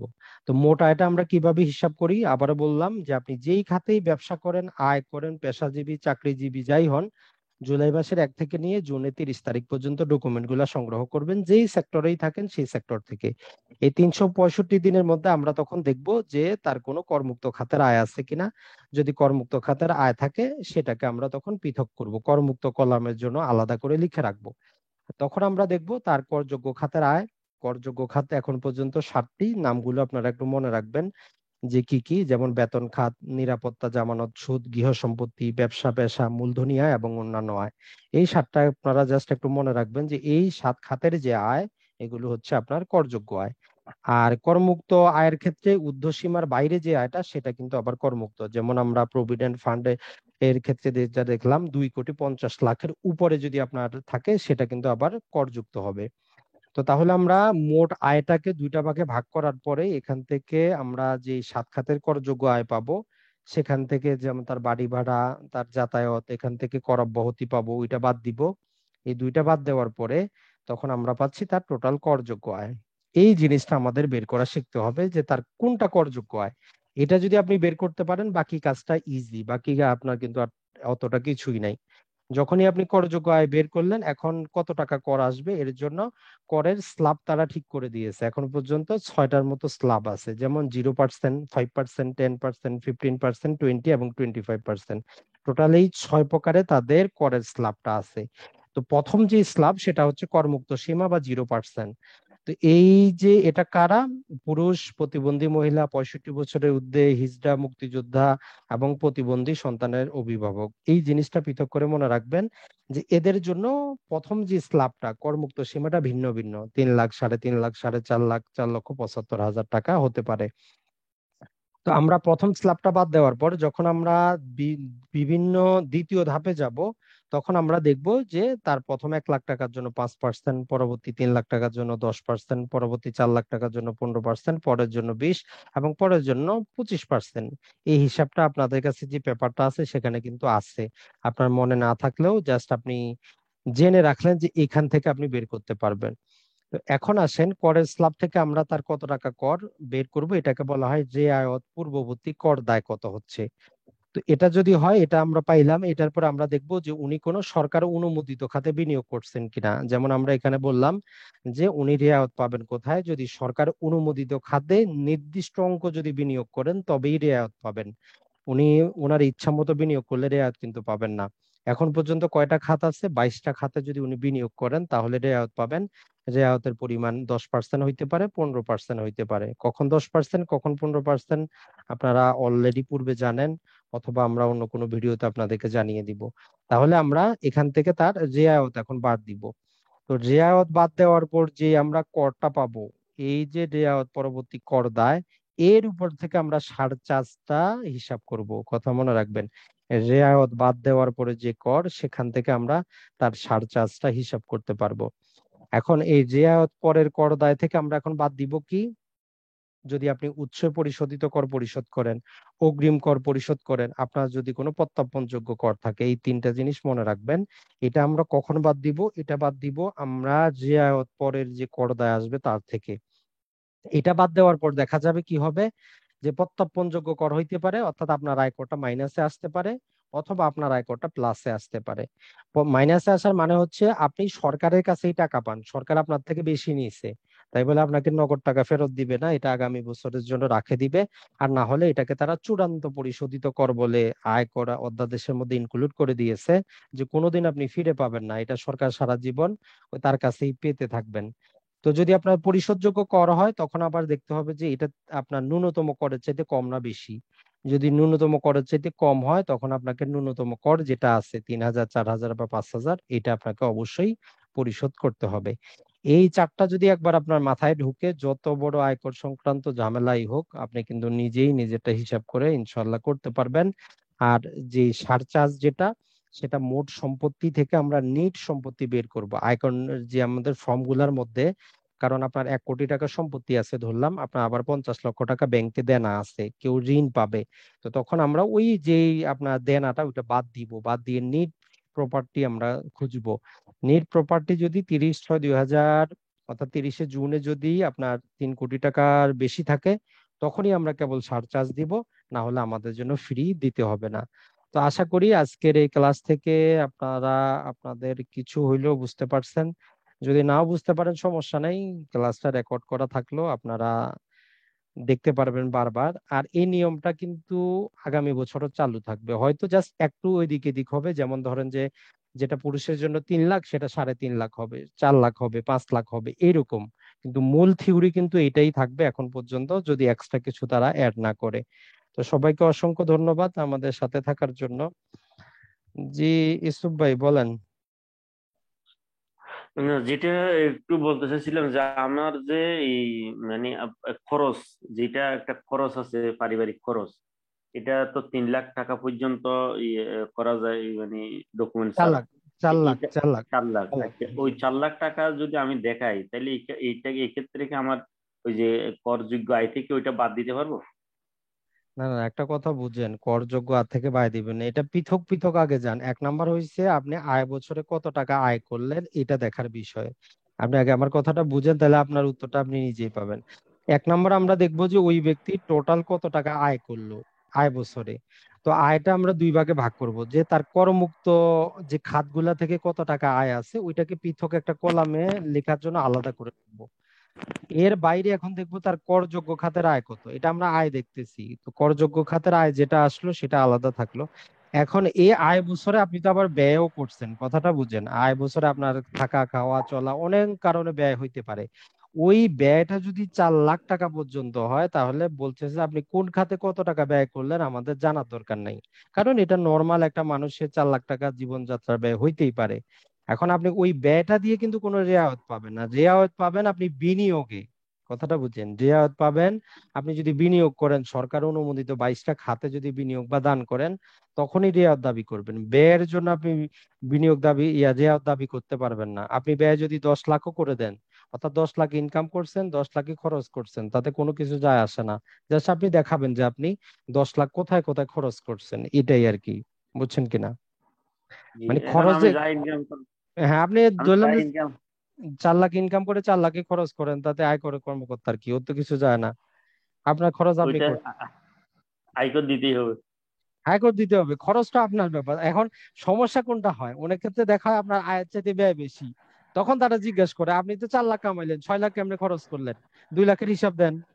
তখন আপনাদের দেখাইতে হবে আমি ঋণ করছি, বুঝছেন কি না, আমি জি হাওলাত জি জি। নিয়েছি। তখন ওই ডকুমেন্ট দেখাইতে হবে যে আমার থেকে ঋণ নিলে আমি আপনাদের লিখিত দিব যে এই ভাইরে আমি 2 লাখ টাকা ঋণ দিছি।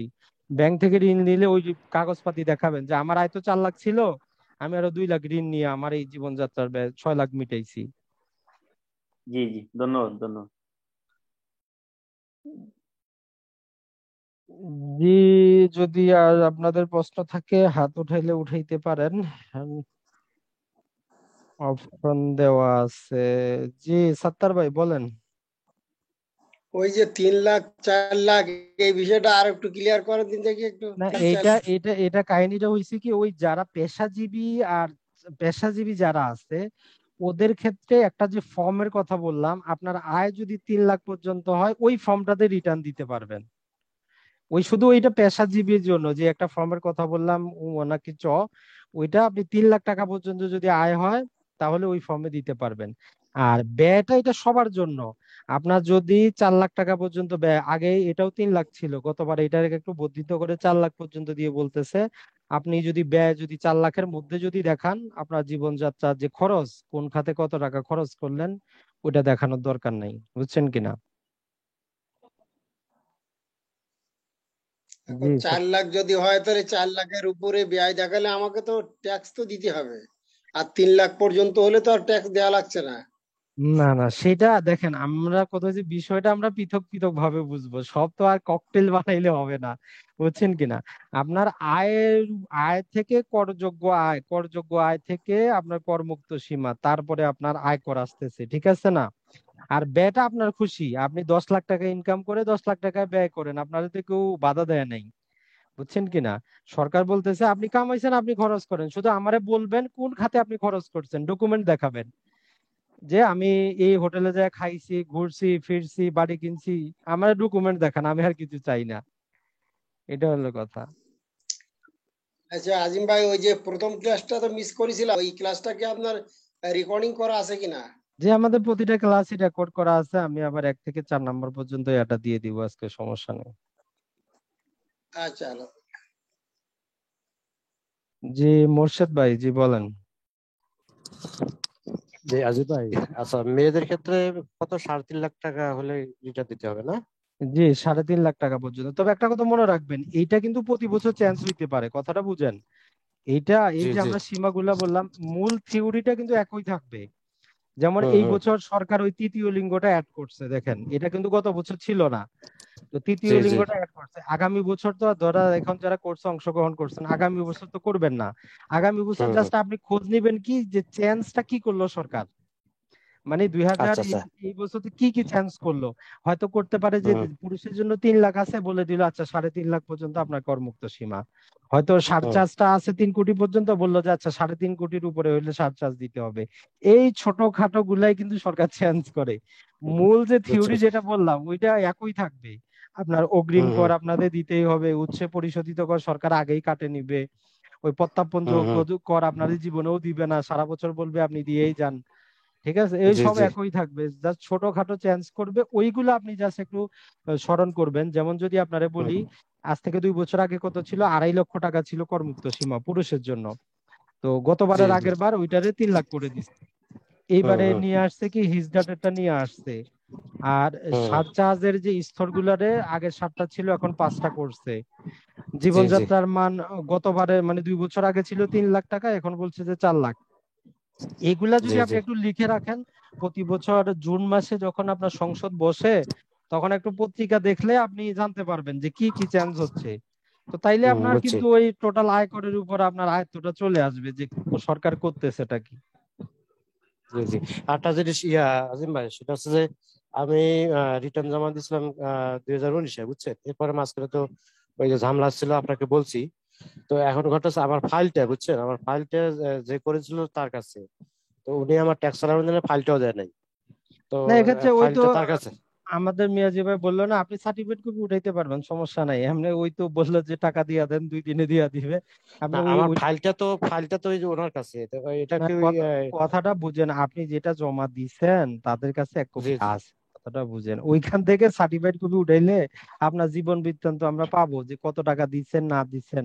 আপনারটা যদি নাও থাকে, আপনার বাড়িঘর যদি চুরিও হয়ে যায়, ওটা তো আপনার কাছে থাকবে না। না না ওগুলো না, সব আমার কথা হচ্ছে যে ফাইল একটা নাকি ক্রিয়েট হয়, তো ওই ক্রিয়েট ফাইলটা তো ওই যে ওই উকিলের কাছে, উনি তো আবার দেয় নাই ভাই এই আপনার জিনিসটা। কাছে শোনেন, আপনার কাছে প্রাপ্তি স্বীকার থাকে, ফাইল আপনার কাছে, কথাটা হ্যাঁ, ও বুঝ প্রাত্যিক শিকারটা আছে, প্রাত্যিক শিকারটা প্রাপ্তি আমার কাছে স্বীকার আছে। থাকে। আর পরবর্তীতে আপনি ওই আয়কর প্রত্যয়ন পত্রটা নেন যে আপনার সবকিছু ঠিক আছে, তারা আপনারা দিয়ে দিল। বাকি মূল ফাইল জি কিন্তু তাদের কাছেই। বাকি আপনি যা জমা দিচ্ছেন না এত বড় করে, এই যে আমরা যদি এগুলো এখন জমা দিব, এর সাথে জি আমাদের জি জমির দলিল, তারপরে ব্যবসা যত জি জি। সবকিছু তাদের কাছে, আপনি তাদের কাছ থেকে সার্টিফিকেট কপি উঠান, যেহেতু আপনি দেন মানে নাই। আমাকে এখন যেটা করতে হবে, আমি আমার যে কর অঞ্চল ওখানে যায়, আমারে ওই সার্টিফাই কপিটা উঠাইতে হবে। আপনি ওই টিন সার্টিফিকেটটা দিলে, 3 নাম্বার দিয়ে তারা বলতে পারবে, আপনার ফাইল নাম্বার দিয়ে ওখান থেকে উঠান। তারপরে এখন জি আপনার জরিমানা কিন্তু হবে, 2 বছর মাঝখান দিয়ে দেন নাই তো, তখন জি জি আপনারা, তারা একটা হিসাব করে দেখবে যে আপনার জি। কত ছিল, গতবারে কত, ওর উপর একটা হুম। জরিমানা দিয়ে আপনি করতে পারবেন, সমস্যা নেই। সেটা তো বলছেন জরিমানা দেওয়া লাগবে। আচ্ছা, আরেকটা বিষয় সেটা হচ্ছে যে ওই যে মাঝখানে যে অনেকে জবলেস থাকে, তো সেটা সেক্ষেত্রে দেখা যাচ্ছে তার না, পুরা কোনো বছরটা তো কভার হচ্ছে না। তো সেই সমস্যা নাই ক্ষেত্রে তো, সমস্যা নাই তো। দেখেন এইটাতে আমি একটা কথা বলি, আপনি হয়তো জুলাই মাসে চাকরি পান না, আপনি ডিসেম্বরে চাকরি পাইছেন, কথার কথা। জি জি ডিসেম্বর জি। থেকে জুন পর্যন্ত হিসাবটা দিবেন আপনি, তার আগে তো আপনার চাকরি আর ছিল না। জি, না, ডিসেম্বর থেকে তারা তারা তারা কি বিশ্বাস করবে যে আমার ওখানে জব ছিল না, অথবা আমি অন্য কিছু ভাই, করতেছি না এই ক্ষেত্রে? না না, কথা হচ্ছে কি যে কেন, আর এই ক্ষেত্রে তো সব ডকুমেন্ট, দেখেন আয়কর বলতেই ডকুমেন্ট, আয়কর জি বলতে জি। ডকুমেন্ট। আপনার ব্যাংকে এত টাকা আছে, ব্যাংক স্টেটমেন্ট, সঞ্চয়পত্রে ইনভেস্ট আছে, সঞ্চয়পত্রের ইনভেস্টমেন্ট, রেওয়াজ দাবি করবেন, ওইখান থেকে আপনি ইনভেস্টমেন্টের কাগজ দেখাবেন। আপনার চাকরি হুম ছিল হুম। না, নতুন চাকরি কবে পাইছেন, জয়েন্ট লেটার দেখাইবেন, তাদের স্টেটমেন্ট দেখাবেন যে এই ব্যক্তি এত তারিখ থেকে আমার এখানে চাকরি করছে। তখন তারা আপনার আয়করের নথি ঘাতে দেখবে যে তার আগে আপনি চাকরিজীবী যদি থাকেন, ওই প্রতিষ্ঠান থেকে বলবে যে তাদের চাকরি থেকে যে আপনারা ডিসমিস করছে, ওই পেপারটা একটু নিয়ে আসেন, দেখি কত তারিখে ডিসমিস করছে। মানে আপনি যদি আগে যদি চাকরিজীবী, মাঝখানে যদি চাকরি না থাকে, বলবে যে প্রথম নিয়োগকর্তা থেকে আপনি যে সাসপেন্ড হয়েছেন বা চাকরি নাই, তার একটা পেপার দেন আমাদের। মানে সব ডকুমেন্ট, এখানে মুখের কথা চলবে না, আপনার ওয়ান বাই আচ্ছা ওয়ান আচ্ছা। ডকুমেন্ট। বুঝছি বুঝছি। ঠিক আছে, থ্যাংক ইউ। ভাই অসংখ্য ধন্যবাদ। তো আমাদের মিয়াজি ভাই কি আছেন, শোনা যাচ্ছে? তো যাই হোক, আমাদের আর আমরা 5টা ক্লাস নিব বলছি, বাস্তবতার জন্য আর একটা ক্লাস কিন্তু বাড়াইতে হচ্ছে। কারণ যতই বলি আসলে আয়করটা আর শেষ করতে পারলাম না। আমরা চাইছি যে 3টা থিওরি ক্লাস দিব, 2টা ক্লাসে শেষ না, করে দিব। এটা এটা এটা একটা সামারি টানে, হ্যাঁ, আর লাস্টে একটা কোশ্চেন আর অ্যান্সারের একটা পার্ট জি রাখেন আর কি। ঠিক জি আছে, থ্যাংক ইউ। জি।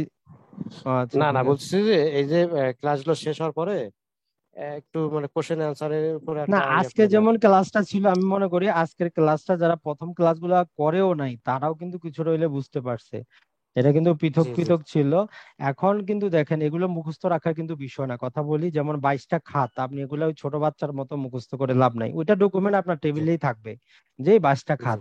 জাস্ট আপনার মনে রাখতে হবে যে আপনার কাছে আয়কর দিতে আসলো, এই কোনো খাতে তার বিনিয়োগ আছে কিনা, বা হুম আরো যে 27টা খাত থেকে তার কোনো আয় আছে কিনা, সে পুরুষ কিনা, স্ত্রী কিনা, প্রতিবন্ধী সন্তান আছে কিনা। সন্তান থাকলে বলবে জি। যে আপনি ওই প্রতিবন্ধী আইনে নিবন্ধিত সার্টিফিকেট নিয়ে আসেন। শুধু মুখে হুম বললেই হুম হবে না, মানে আমরা এই ভুলগুলাই করি। বলে যে আমার প্রতিবন্ধী সন্তান আছে, তো আপনি টিক মারে দেন, যখন বলেন সার্টিফিকেট দেন তখন উনি দিতে পারে না, তখন আপনি ফাঁসে যান। কারণ আয়কর কর্মরত হইলো, প্রতিবন্ধীর জন্য যদি আপনি দাবি করেন, আপনারে নিবন্ধিত সার্টিফিকেট দেখাইতে হবে।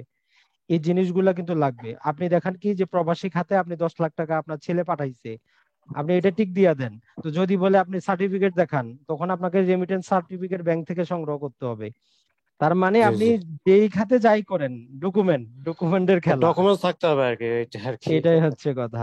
এখন আপনি গাড়ির জন্য ঠিক আছে। 25,000 টাকা অগ্রিম পরিশোধ করছেন, আপনার কাছে হুম যদি হুম ডকুমেন্ট না থাকে আপনি রেয়াত দাবি করতে পারবেন না। আপনি ডকুমেন্ট হুম হুম হারাইলেও আপনি ওইখানে যা আবেদন করবেন যে ভাই, আমি যে এত তারিখে এই গাড়িটার জন্য এত টাকা অগ্রিম করে দিছি, তার একটা প্রত্যয়ন পত্র আমারে দেন, অরিজিনালটা তো আমি হারায় ফেলাইছি। তো ওইটা হুম দিলেও হুম। আপনি পাবেন, কিন্তু ডকুমেন্ট আপনার লাগবে। জি জি জি, ঠিক আছে, থ্যাংক ইউ। জি নোমান ভাই বলেন। জি, আসসালামু আলাইকুম ভাই। ওয়ালাইকুম সালাম। আচ্ছা, বললেন যে ওই চাকরিজীবীদের ক্ষেত্রে বলেন যে বেসিক যেটা মানে বেসিকটা হিসাব হবে নাকি করের ক্ষেত্রে, ওই যে বাড়ি না ভাড়া বোনাস এখন ওগুলা হিসাব না, হবে না? ওইটা কথা হচ্ছে প্রথমে আমরা কিন্তু বলছি উনি চাকরিজীবী সরকারি না বেসরকারি। এখন কারা সরকারি চাকরিজীবী দেখেন, এই জন্য কিন্তু সরকার নির্দেশিকা জারি করছে এনবিআর, যে কোন কোন চাকরিজীবী সরকারি চাকরিজীবী। এখন সরকারি ব্যাংকে যারা কাজ করে সোনালী রূপালী জনতা, ওরাও কিন্তু সরকারি। যারা বিচারক আছে ওরাও কিন্তু জি সরকারি। তো এই জন্য ওই যে আমরা নির্দেশিকা যেটা দিছি ওটার মধ্যে পৃথক পৃথক ভাগ করে দেওয়া আছে যে কে কে সরকারি চাকরিজীবীর অন্তর্ভুক্ত। ওদের ক্ষেত্রে শুধু মূল বেতন, ভাতা আর বোনাস, এই তিনটা করযোগ্য, বাকি সব করের বাইরে, বুঝছেন কিনা। এই তিনটা সরকারি চাকরিজীবী হইলে এই আচ্ছা, অনেক তিনটা। কিছু জি বলেন। আধা সরকারি একটা আছে না বাংলাদেশে, যে আধা সরকারি যারা, আমি ওই একটা যে কথা বলি, এমপি ওই ভুক্ত করে। জন্যই আপনি ওই জন্যই নির্দেশিকাতে স্পেসিফিক দেওয়া আছে যে কোনটা সরকারি কোনটা আপনার বেসরকারি। আমি জাস্ট আপনাকে একটু নির্দেশিকা দেখাই। ওই আধা সরকারি অন্য কাজে, এই ক্ষেত্রে জাস্ট একটু আপনার ইয়াটা একটু আমি বাইর করি, দাঁড়ান। ওই জন্য নির্দেশিকাটা আপনারা সাথে রাখবেন, বুঝছেন কিনা, যেটা আপনার ডাউট হয় ওটা ওই নির্দেশিকা দেখে আপনি কনফার্ম করে নেবেন। এই যে আয়কর নির্দেশিকা 2021, এখানে একটু আপনাদেরকে দেখাই, দাঁড়ান।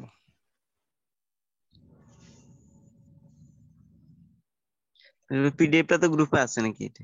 হ্যাঁ, পিডিএফটা গ্রুপে দেওয়া আছে, আমি এটাও দিয়ে দিব যেটাতে হাইলাইট করা আছে। হাইলাইট করা থাকলে কি, পিডিএফ তো অনেক বড়, এত বড়টা পড়তে আপনার 2 দিনও শেষ হবে না, বুঝছেন কিনা। আপনি 2 দিনে জি পড়েও ভাই। শেষ করতে পারবেন না। তো এটা আমি কালার করে দেওয়া আছে, মানে আপনার চোখ পড়বে যে ওইগুলা আপনি জানলে আপনার জন্য যথেষ্ট, অন্য কিছু জানতে হবে না আপনার। এখন ধরেন যে প্রথমে কিন্তু আমরা বেসরকারি চাকরিজীবী, এই যে ডিসকাউন্ট বলছি যা আছে সব কিন্তু বেসরকারি চাকরিজীবীর। এখন এই সরকারি চাকরিজীবীর জন্য দেখেন আলাদা করে দেওয়া আছে, বলতেছে মূল বেতন, উৎসব ভাতা এবং বোনাস, শুধু এই তিনটাই করযোগ্য, বাকি সব বাইরে, বুঝছেন কিনা। ওই জন্য এখন কে সরকারি চাকরিজীবী এটা নিয়ে সরকারের গেজেট আছে, বুঝছেন কিনা। দেখেন যে এখানে তারা, আমরা যদি জি জাস্ট আপনারা বলে দেই, এখানে বলা হচ্ছে যে সরকারি বেতন আদেশ অনুযায়ী, তারপরে বলা হচ্ছে স্বায়ত্তশাসিত মানে পাবলিক বডি, রাষ্ট্রায়ত্ত যে প্রতিষ্ঠান আছে, তারপরে বলা হচ্ছে যারা চাকরি করে ব্যাংক বিমা সরকারি যেগুলা সেগুলা, তারপরে এই যে পুলিশে যারা চাকরি করে তারা, বর্ডার গার্ড যারা আছে তারা, তারপরে যারা বিচারক আছে তারা। এইটা জারি করার পরেও একটা আপনার মতো অস্পষ্টতা ছিল, বুঝছেন কিনা। এটা জারি করার পরেও অনেকে চিন্তা আছে আমরা সরকারি, আধা সরকারি না বেসরকারি। তো পরে এনবিআর আবার তারা আরেকটা সার্কুলার দিয়ে এখানে বলতেছে যে সরকার যেটা জারি করছিল এটার মধ্যেও কিছু অস্পষ্টতা আছে, আমরা আরো স্পষ্টীকরণ করতেছি যে কারা সরকারি চাকরিজীবীর মধ্যে পড়বে, বুঝছেন কিনা। তো এগুলা কিন্তু আপনার জি যদি সমস্যা বাদে এই নির্দেশিকা দেওয়া আছে, আপনি এখান থেকে তখন বাইর করতে পারবেন ক্রিস্টাল ক্লিয়ারলি। তারা পরবর্তীতে দিয়ে দিছে যে কোন কোন খাতের কোনটা পড়বে না পড়বে এখান থেকে।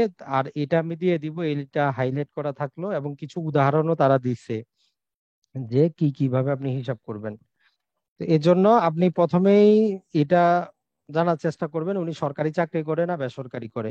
এখন সরকারি করলে এই যে ওভারঅলটা বললাম, যদি পুলিশ হয়, বর্ডার গার্ড হয়, তারপরে বিচারক হয়, তাহলে তো আপনি ক্রিস্টাল ক্লিয়ার বুঝতেই পারলেন। আর যদি সরকারি ব্যাংকগুলো হয়, যেমন সোনালী রূপালী জনতা, আর এখন যেগুলোর ক্ষেত্রে আপনার সন্দেহ হবে যে এটা আসলে সরকারি আধা সরকারি নাকি, সেইটা তখন আপনি জাস্ট একটা নির্দেশিকা আপনারা দেখতে হবে।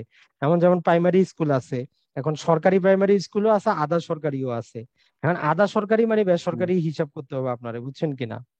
যেগুলো জি আমরা আধা সরকারি বলি ওগুলারে বেসরকারি হিসাব করতে হবে, এই আর কি। সালাম আলাইকুম। জি। তো তবে আবু ভাই, জি ভাই, সাত্তার ভাই বলেন। আপাতত ক্লাস, ক্লাস তো করতেছি একটু, একটা বই থাকলে ভালো হয়। এখন আপাতত ইংলিশ এবং বাংলা মোটামুটি একটা, আমরা তো জেলা পর্যায়ে প্র্যাকটিস করতেছি আর কি করবো। সেই ধরনের একটা গাইডলাইন দেন দিন, অন্তত নির্দেশিকা তো থাকবেই, তার সঙ্গে একটা আইনের বই তো থাকা দরকার। আমি একটা আপনার তা কথা নাহলে বলি, শুধু ক্লাস এবং আপনার একটা কথা বলি। ইংরাজি তো আর কি এইভাবে হয় না। আপনার একটা কথা বলি, সবচেয়ে বড় কথা হচ্ছে কি যে দেখেন বাজারে যেমন ওই রোশন বের, আমি বলবো বইটার নাম দেওয়ার জন্য, ওইটা আপনি কিনে নিয়েন, ঠিক আছে। তবে এখন ঠেকা চালানোর জন্য এক নাম্বার কথা হচ্ছে এই আইনের যে একটা পিডিএফ আয়কর আইনটা যেটা আছে ওটা বেশি না, মাত্র 7 থেকে 8 পাতা। আপনি ওই পিডিএফটা ফটোকপি দোকান থেকে, কম্পিউটার দোকান থেকে প্রিন্ট করে নিবেন, প্রিন্ট করে বাইর করবেন। বাইর করার পরে আজকের যে ফাইলটার মধ্যে আমরা যে সেকশন গুলার কথা বললাম ওগুলারে মার্ক করে রাখবেন। যেই আপনার আয়কর, এটা মার্ক করে রাখলে হবে কি, আপনার কাছে একটা অথরিটি থাকলো, কথা বুঝছেন? আপনার মানে যখন আপনার চেম্বারে ঢুকবেন অথরিটি থাকবে। দেখেন, বাংলায় পড়ে আপনি কারো উকিল হয়ে আয়কর কর্মকর্তার সাথে আলোচনা করতে পারবেন না, কারণ আপনি ফাঁক ফোকরটাই বুঝবেন না, বুঝছেন কিনা? ফাঁক ফোকর যদি বুঝতে চান তাহলে আপনার ওই ইংলিশের ওইটা হাতে রাখতে হবে, বুঝছেন কিনা? বাংলাটা পড়ে আপনি ওই ওনাদের সাথে পারবেন না, বুঝছেন? ওনারা বলবে যে না ভাই এটা এরকম। আর আরো যেটা আপনারা আমি বলবো, আপনি না, এখন প্রয়োজনে তো বই বলছে যে জি বলেন। বাংলা এবং ইংলিশ ভাষার বাংলা ভাষার সঙ্গে করছে, সেই কথা বলছে। যে আছে আছে এরকম বই আছে, যেটা বললাম আয়কর ম্যানুয়াল প্রথম খণ্ড দ্বিতীয় খণ্ড পাওয়া যায়। এখন আপনার ওইখানে লাইব্রেরিতে যদি না পাওয়া যায় তো ঢাকা থেকে নিতে হবে। তো দেখি আমি প্রয়োজনে আপনারে একটা লাইব্রেরির আজিম নাম্বার ভাই, দিয়ে বলেন। জি আজিম ভাই, ওই যে আয়কর রিটার্ন ফর্ম, পূরণ নির্দেশিকা বা আনুষঙ্গিক বইগুলোর কথাই তো বলতেছে নাকি? রাইট রাইট, ওইটা আর কি। জি জি, জি এগুলা জি জি অ্যাভেলেবেল বই আছে, এগুলা ভাই অ্যাভেলেবেল থাকলে তো বই হবে আছে। না, শুনেন আমি একটা কথা বলি, উনি তো থাকলেই চলবে না, উনি চাচ্ছে যেইটা অথেন্টিক হবে, ভালো হবে, বুঝতে সুবিধা হবে, এইরকম বই চাচ্ছে, বুঝছেন কিনা? জি জি জি, লিটন না, রসো পাবলিকেশনের সাহেবকে একটা বলেছি বই আমি আছে, লিটন কার পাবলিকেশনের একটা বই আছে ভালো, আচ্ছা তাহলে লিটন গ্রুপে, পাবলিকেশন। গ্রুপে ঠিক ছবিটা আছে, দিয়ে আমি দিয়েন, যদি ওনার জেলায় থাকে দিয়ে দিব, ওখান থেকে নিয়ে নিল, আর না হইলে তো তখন ঢাকা থেকে ফোন নাম্বার পাঠায় দিব। দিয়ে দিব, সমস্যা নেই, ওরা পাঠাই তবে দিবে আমি বলবো। আপনারে যেটা বললাম বুঝছেন, ওইটা 100% আপনার জন্য কাজ করবে। আপনি জাস্ট আন্ডারে প্রিন্ট আউট কইরা ওইটা জাস্ট মার্কিং করে রাখবেন, বুঝছেন কিনা? আর প্রয়োজনে আমার এখানে গোটাটা প্রিন্ট করা দরকার নাই, এই যে পাতাটা, যে এই যে ছকটা আছে কিভাবে কোনটার পর কোনটা আসবে, এইটা একটু প্রিন্ট করে আপনার সামনে রাখে দিবেন 2 দিন 3 দিন। তাহলে আপনি বুঝতে পারবেন যে এখন আমি কোনটার পরে কোনটা বাদ দিব, কোনটার পরে কোনটাতে যাব। জি জি, আমাদের মিয়াজি ভাই কিছু বলবেন কিনা? মোটামুটি তো আমরা ক্লাস শেষের দিকে, আমাদের কোর্সের শেষের দিকে, কালকে মিয়াজি ভাই ক্লাস আছে। জি মিয়াজি ভাই। জি ধন্যবাদ আজিম ভাই, আজকে যদিও ক্লাসটা আমি নেওয়ার কথা ছিল, তারপরেও ভালো হয়েছে যেহেতু আপনি আহ, আরো বেসিক ফাংশন গুলা আর একটু ডিটেলস আলোচনা করে নিছেন। যেহেতু আমি একদম প্র্যাকটিক্যালি ফর্মের মধ্যে সরাসরি চলে যাব বা সরাসরি ফর্মের মধ্যে দেখা যাইব, তখন এই বিষয়গুলা ডিটেলস করা কিন্তু একটু সমস্যা হয়ে যেত। এই জন্য ভালো হয়েছে আপনি ফর্মটা গুলো সম্বন্ধে একটু আইডিয়া দিয়ে দিচ্ছেন, একই সাথে বিভিন্ন বিষয় আলোচনা করেছেন। তবে ওই যে একটু নোট রাখতে হবে, আপনারা নোট রাখছেন কিনা জানি না, নোট যদি না রাখেন তাহলে আপনাদের সবকিছুই আপনাদের মাথার উপর দিয়ে যাবে। আর সবকিছুই যখন যে বিষয়টা আলোচনা করব অন্তত কিছু না লিখেন, শুধু টাইটেলটা লেখেন, এই বিষয়টা আলাপ করলাম শুধু ওটা টাইটেলটা লিখলেই হবে। জি আজিম ভাই। ওইটাই বললাম, আজকে যে সূত্রগুলা দিলাম এগুলা যদি আপনি লিখে রাখেন 50% আপনার কিন্তু হয়ে গেল কাজ। এখন কোনো জায়গায় যদি একটু দ্বন্দ্ব সৃষ্টি হয় তখনই জাস্ট আপনি বইটা খুলবেন, যে এটা তো এই জায়গায় আছে, একটু দ্বন্দ্ব আছে, আমরা দেখি, ওটা একটু চেক করি আর কি। তো যাক, আশা করি মোটামুটি আমার যে ফর্মটা বাকি আছে যে ওটা আমরা কালকের পরের দিনে করব, যে আলাদা আলাদা পাতা যুক্ত করে দিব একটার পরে একটা। যে ইউসুফ ভাই কিছু বলবেন কিনা? না, ওই যে গত কোর্সের এই একটা রিকোয়েস্ট আর কি, এই যে আপনি ভিডিও গুলো তো একটা সিরিয়াল করে দিচ্ছেন, পিডিএফ গুলো যদি একটু সিরিয়াল আসলে চাচ্ছিলাম। ডাউনলোড করার আচ্ছা পরে আসলে খুঁজে পাচ্ছি না, এখন ওই যে মোবাইলে ডাউনলোড করছি তো, জি, এখন ওইগুলা অ্যাকচুয়ালি সিরিয়াল পাচ্ছি না, আচ্ছা যদি ঠিক একটু আছে, কষ্ট দেখি করে। ওইটা করে দেবো ইনশাল্লাহ। দেখি, আমরা তো এটা শেষ হইলে আসলে সময় দিতে হয়, এখন পরবর্তী কোর্সটা শুরু করব, এখনো ক্লাসগুলাই অন্তর্ভুক্ত করাইতে পারি নাই যে কোনটা কোনটা নিব। যাক দেখা যাক, জি এক জি। দুই দিনে দিয়ে দিব, সমস্যা নাই। তো তাইলে আজকে রোশন ভাই আজিম ভাই, জি বলেন। আরেকটু বলে শেষ করি, ওই যে আমার যে অ্যাপটা আছে সেটা তো গত বছরের সাথে এবছরে খুব একটা বেশি চেঞ্জ হয় নাই। আমরা যে বেসিক কথাবার্তাগুলো বলছি বা 4টা ক্লাস কিন্তু অলরেডি হয়ে গেছে। আপনারা অ্যাপটা নিয়ে একটু নাড়াচাড়া করে দেখেন যে আপনার সাথে আপনার হিসাবের সাথে অ্যাডজাস্ট হয় কিনা বা মিলে কিনা। ঠিক আছে, প্র্যাকটিক্যালি নিজেরা ট্রাই করে দেখেন।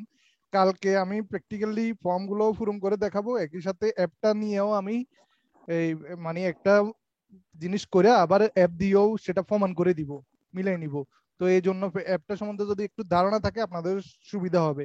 কারণ আপনি যে ক্যালকুলেশনটা, যেমন 7 লাখ টাকা 10 লাখ টাকার একটা ক্যালকুলেশন করবেন যে ট্যাক্স কত আসছে, নেট ইনকাম 10 লাখ টাকার উপর, তো সেটা প্রথম 3 লক্ষ টাকা বাদ পুরুষের ক্ষেত্রে পরবর্তী 1 লাখের উপর পার্সেন্ট, এভাবে হিসাব করতে কিন্তু আপনার কিছুক্ষণ তো সময় যাবে।